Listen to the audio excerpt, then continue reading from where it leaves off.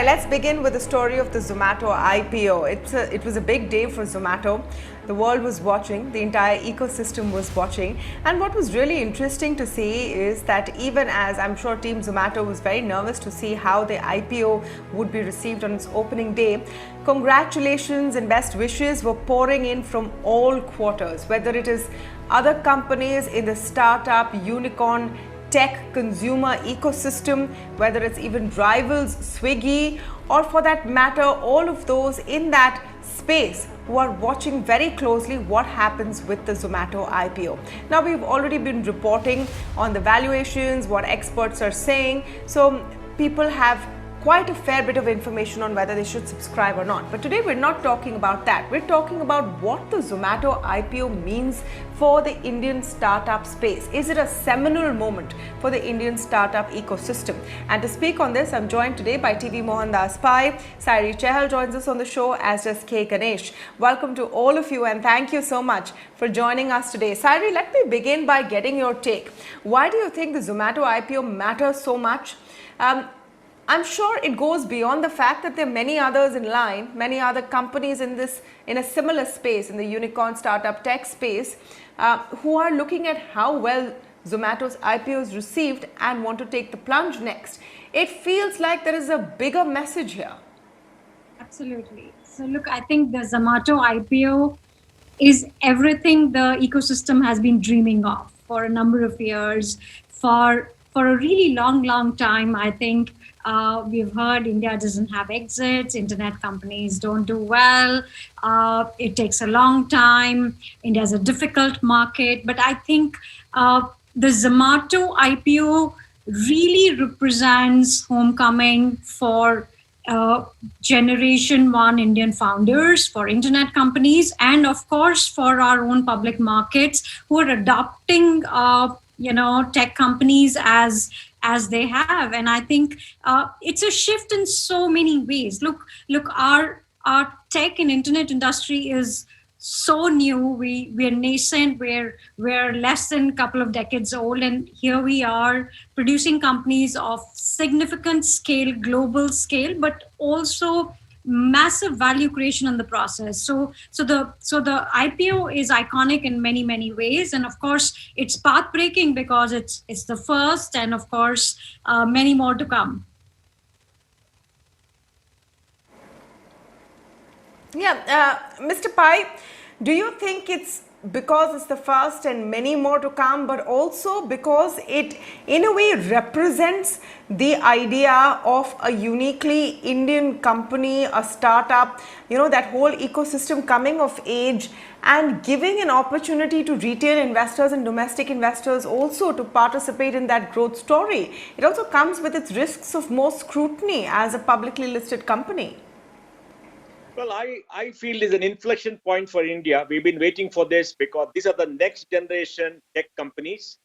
And India is the third largest ecosystem for startups in the world. And we're seeing a fairly large company raising $1.5 billion. $1.5 billion is not a small amount of money. It'll probably be hugely oversubscribed. And we are seeing a new range of global investors come and buy the stock. And obviously, the way analysts look at the stock has to be different because they're not making profits. There is no EBITDA. You can't have a multiple of EPS and EBITDA and all the traditional stuff. You have to look at growth. So we are now having in the market players who are growth oriented, who are going to grow in 2-3 years what normal companies grow in 10 years. It's a whole new ball game. Internet companies scaling up tremendously fast, requiring capital, consuming huge amounts of capital, and creating great value. China has seen that happen. The United States has seen that happen. Now India is seeing this happen too. And I'm very happy because, I was told, I was one of those people who always told these people that you got to raise capital in India. And I was told that, capital is not available. We can't get the valuation. We can't get this, all kind of rubbish. Because Indian markets are deep enough. Indian markets reward growth and there are discerning investors, etc. And Zomato coming and doing it is fantastic. And I must compliment Sanjeev Bikhchandani. Remember, a few years back, Sanjeev Bikhchandani, listed InfoEdge. InfoEdge was the first internet company to list of any scale. Now I think there are $5 to $6 billion. And Zomato was also incubated and funded by Sanjay Bichchana's info head. So I think he is the founder of the internet wave in this country. As far as listing goes, of course, the great Ganesh is here, who's done many, many companies. He just sold Big Basket for $2 billion. I hope he made a lot of money too. So I think it's fantastic, great wave. And retail investors have 15%. They must participate, put in some money and take the wave because there's a future. India is changing. The world is undergoing a digital revolution. Digital India rocks. And I think we're very happy. It's an inflection point.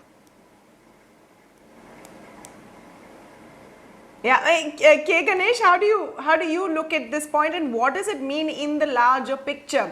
Does it also feel this way, and is this also an inflection point, a seminal moment, the right moment, in a way because of the pandemic? A lot of the internet consumer companies have seen a huge growth, an explosion during the pandemic because of lockdown, etc. So there is that brand recognition. Your customers are essentially turning into your investors potentially. Yeah, I think this is a watershed moment definitely for multiple angles. And thanks, Mohan, for your kind words. For me, one of the biggest aspects of this IPO is that the potential for Indian investors, Indian retail investors to participate in the wealth creation. Otherwise, we have always been talking about great exits and valuations, whether it's Flipkart or others. In all such cases, it is foreign funds, pension funds, foreign investors who have made the money. Of course, we have had Infosys, and Mohan has been part of the journey where Indian investors came into Infosys and rode the wave and made a lot of money. Wipro, HCL people too, but those are far and long time back. Recent startup successes have made capital gains for foreign investors. Now it is a time for Indian retail investors to be able to get rich and participate in the value creation. Otherwise, we have benefited from employment being created in India. We have benefited from entrepreneurs getting rich in India and all of those stuff, and consumers getting benefit, discounts and all of that stuff, but not money. Now this is one. Secondly, clearly, globally, you have seen tech platforms are getting stronger and all pervasive and are growing exponentially. If you look at 30% of S&P 500 is dominated by tech companies. In India, in the stock market has been banks and FMCGs. Part of the reason is because that we do not allow companies which are loss-making, which are technology or internet companies, unless they had a track record to be able to do that. With all the changes in SEBI rules, and Mohan has been leading many of these initiatives, now it is made possible for us. There is no reason why in the Indian index, whether it's a Nifty or Sensex, we will not see dominant tech companies coming in and doing that. And it's just the beginning. We have seen the benefits of internet in the last 10 years, internet, smartphone, apps, and geotagging. But digital transaction payments, newer technology, whether it's crypto, blockchain, artificial intelligence, machine learning, AR, VR, genetics, robotics, all of them have yet to play out in India. So I wouldn't be surprised if you see in the future, in the next 10 years, the index in Indian stock market, 50% is dominated by new age companies, not by overpriced FMCG and banks as you have today. Tech makes sense in India as the country is large. There is not enough capital to build offline businesses across the country, whether it is Big Basket or Licious, for example, which delivers meat. I mean, which also is a unicorn. The future is tech, and COVID has only accelerated it. Look at international example. Amazon, Google, Apple, Facebook, Tencent, Alibaba, all of them are large companies, have made wealth for shareholders and investors. In India, that is the wave that we are going to see. I'm extremely bullish about it. Not talking about specific stock or specific price. That's a matter of price discovery and all of those stuff. But the future is fantastic for the huge amount of lineup that we have. No, we're not talking about specific stock, and no, absolutely, we're not talking about specific stock, specific price today. That has been discussed very well. But Mr. Ganesh, I want to come back with with one follow-up question. You talked about this being an opportunity for Indians to make money as well from these great companies. We've benefited from the discounts, we've benefited from the service and all of that, but now it's time to share in the wealth. The question is that will Indian investors really still have that opportunity, considering the kind of growth these companies have already seen before they're being listed? Has the value been squeezed out to some extent? This is a question that analysts are asking. No, I think it is a valid question. That is where we come to the critical difference between valuation and value. See, what you're talking about is not about value of the company. The company is infinitely valuable because India is a huge market. Mohan mentioned it, third largest consumer market in the world, underserved market due to its vast size and distributed population. Most of the people beyond the top cities don't have access to top brands. It is inefficient to build brick and mortar businesses. So the macro valuation value of these companies as we go forward that use technology and e-commerce and digital payments and new logistics and reverse logistics is going to be huge. Now, price is a matter of demand and supply. Whether the current price reflects, does it leave enough on the table for the investor to look for future? Only time will tell. We have perfected the pricing mechanism. But I would say one thing, if you think that these loss-making companies are getting hugely valued, I would present a counter argument. You have companies which are traditional brick and mortar companies which are facing huge disruption, be it banks or traditional FMCG companies, being valued currently at 40 times, 50 times, 60 times price to earnings. So that is huge amount of risk as well. As much risk as you have paying a high premium for a loss-making new age technology company, the same kind of risk you have in paying 60 times PE multiple to an old traditional company that is getting its lunch eaten, sorry for the pun, by the Zomatos of the world or Big Basket or Licious of the world. So the price is a function of demand and supply. There will be blips. Indian consumer, Indian investor has to learn how to deal with it, how to value it. There will be momentum stocks. Their price will go up on the pop. Then as people who vest their ESOPs and who vest their options, lock-in period gets over, large chunks of sales will happen, prices will come down. Again, the value will climb up. You have got to be patient. Okay, right? There will be pop-out IPO as it generally happens. There will be changes in the first 1 year as lock-ins get over and early. Again, let's. Yeah, no, absolutely. No, but I want to come back to the point of what it means for the others in the pipeline as well and for the ecosystem. Sairee, let me come back to you on this. Does it also open up to a number of companies right now, to a number of startups, to medium, mid-sized startups also, the opportunity to go to the Indian market and possibly raise large amounts of money? Zomato in that sense is whetting the appetite of retail investors, which is why it's so important to see how this IPO performs on listing and thereon. Absolutely. Look, I think the network effect of this IPO is going to be massive. It's going to, encourage a lot more founders to build companies of scale in India.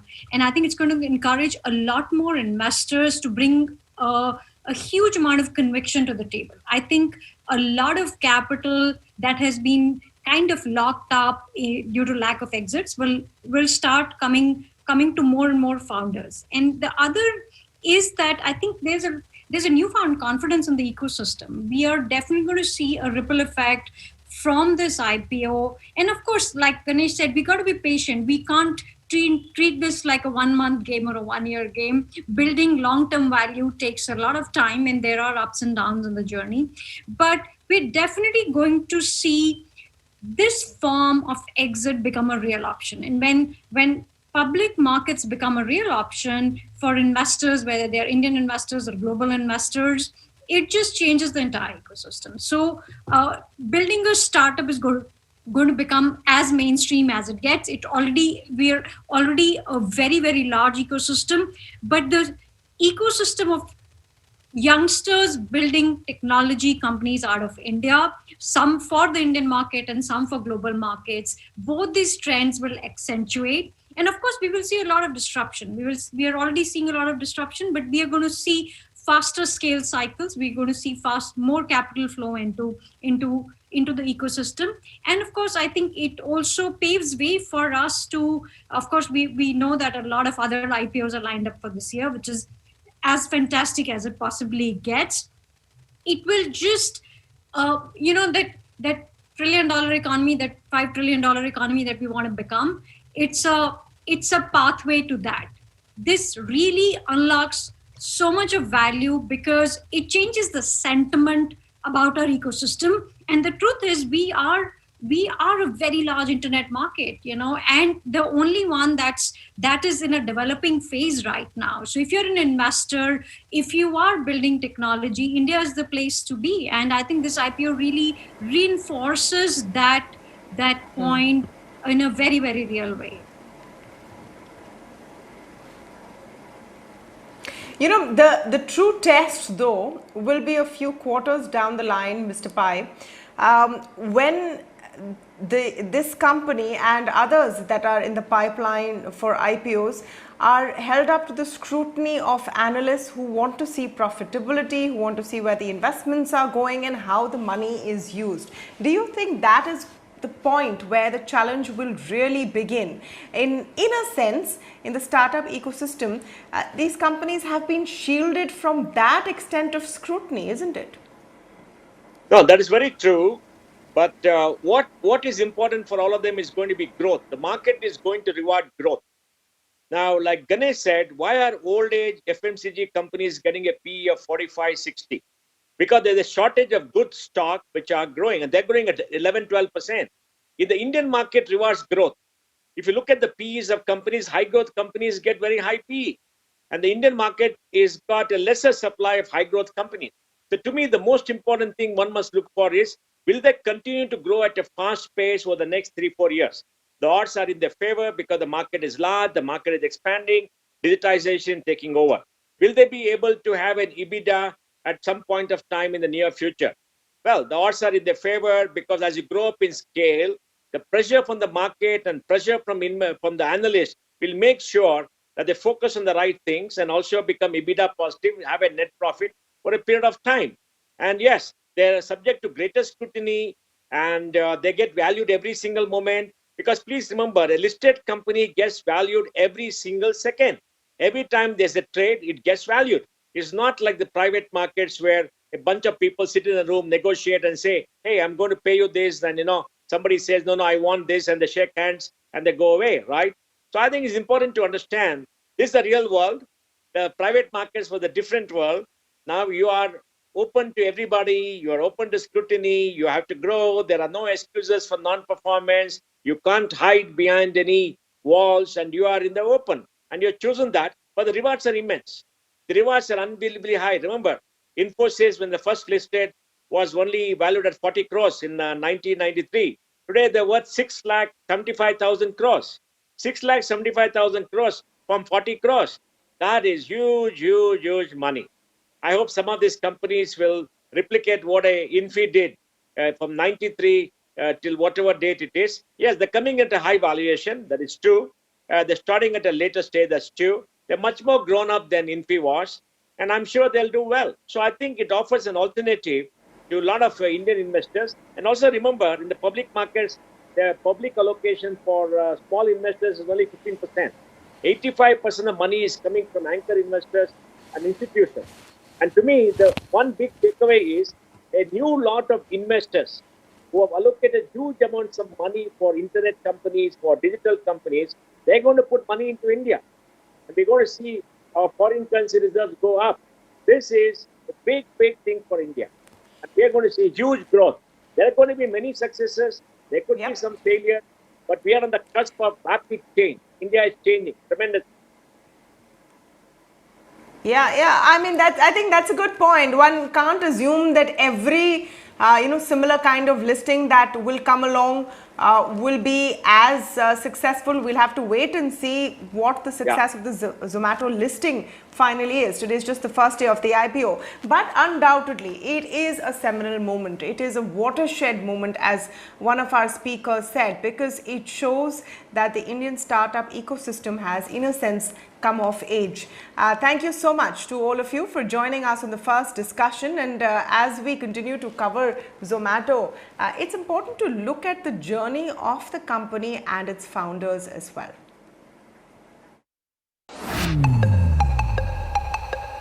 Dipinder Goyal was in IIT Delhi final year studying computer science and mathematics when he had an idea. While ordering a Domino's pizza, he thought, why does everyone have to call a Domino's or any other restaurant for takeout? That's when he started a food delivery company, It did not take off, and Goyal has said in the past, it was too early. He abandoned his idea and joined the corporate world with Bain and Company. There, he observed how employees would crowd at the canteen every day to see the menu at meal times and scramble to order hot-selling dishes from nearby restaurants and dhabas. That's when he knew that his idea's time had come. Goyal, along with Pankaj Chadha, a colleague from Bain, started scanning menus of restaurants and uploading those with contact details. Till now, this food listing platform was a side hustle and primarily a weekend gig. The intranet website foodiebay.com became a hit at Bain and was later made a public website. One of FoodieBay's loyal users was the founder of Naukri.com and InfoEdge, Sanjeev Bikhchandani. He was impressed, ran a Google search, and found Dipinder Goyal's email address. Bikhchandani sent Goyal a short, to-the-point email stating he's a fan. InfoEdge invested $1 million in 2010 in FoodieBay. That $1 million is now worth almost $1 billion. Soon after the InfoEdge investment, FoodieBay changed its name to Zomato, and a massive rebranding and marketing exercise was carried out to introduce Zomato. We decided to keep the idea of food at the center, but chose a name that is timeless and encompassing. We decided on the name Zomato. Zomato's got a zing to it and is originally a play on the word tomato. Zomato is not restricted to food either. Dipinder Goyal wrote this in 2010. In the same year, Goyal also blogged about starting an international business. That's the other insight into Goyal's entrepreneurial zeal. He was dreaming of building for India and the world from 2010 itself. That's within a year of quitting Bain. Zomato began its international journey in 2012 from Dubai. It was also in 2012 that Goyal proclaimed Zomato to be a food network and told employees that with 2.5 million monthly active users, Zomato is going social with new tools. Sanjeev Bikhchandani would later in 2013 pitch Zomato to venture capital giant Sequoia. Sequoia and InfoEdge together invested $37 million in Zomato in 2013. Soon after this, Zomato went on a binge shopping spree that included Menu Mania in New Zealand, Czech Republic's Lunchtime, Poland's Gastronomy, and Urban Spoon in America, and others. Soon after this, Zomato entered the coveted Unicorn Club with a $50 million fundraise from InfoEdge and BY Capital. By the end of 2014, Zomato was facing pressure from Swiggy, making big waves in online food delivery with the backing of Safe Partners and Nexus. Zomato came up with a strict timeline for introducing food delivery in 2015 and even sought Sequoia's help. Volunteers from Sequoia's team camped at Zomato's headquarters to roll out this crucial feature. Within a year, Zomato hit 1 million orders. And as they say, the rest is history. But Zomato took too big a bite too fast and started suffering from financial indigestion. It had to lay off 300 people in late 2015. Jefferies and HSBC marked down Zomato by 50% to $500 million in early 2016. Zomato went on to exit 14 of the 23 countries it was in and reduced the cash burn from $9 million to $1.6 million. 2018 was a big year for Zomato for several reasons. For one, China Ant Financial took a big bite of Zomato by buying out a little over 14% stake, which it increased to 23% in the same year. Ant would go on to surpass InfoEdge as Zomato's largest shareholder. The second reason, Pankaj Chadha quit the firm he had started at a young age of 22. By now, Zomato was also focusing on building its premium offerings and its by invitation only Zomato Gold membership. Zomato's relationship with restaurants hit a low point, and the latter launched a log-out campaign in 2019 alleging predatory pricing and high commissions. Till today, Zomato and restaurants have a love-hate relationship. In January 2020, Zomato gobbled up the number 3 player in online delivery as it wanted to close the gap with Swiggy. It bought Uber Eats, in a $350 million M&A. At that time, obviously, Zomato could not have predicted the COVID-19 pandemic and the subsequent pain from the lockdown. How it emerged stronger from the pandemic is another story for another day. In New Delhi, Mentara Rai. All right, we'll take a very short break, but don't go away, because on the other side, we're going to talk about the population control debate. It's become an explosive political debate, but it's important to see the facts and figures and what is the intention behind this proposed law. I'm going to be speaking after the break with Poonam Matreja, Executive Director of Population Foundation of India, K.S. James, Director and Senior Professor at the International Institute for Population Sciences, and Rami Chabra, former member of the National Population Commission. That conversation coming up after this break. Stay tuned.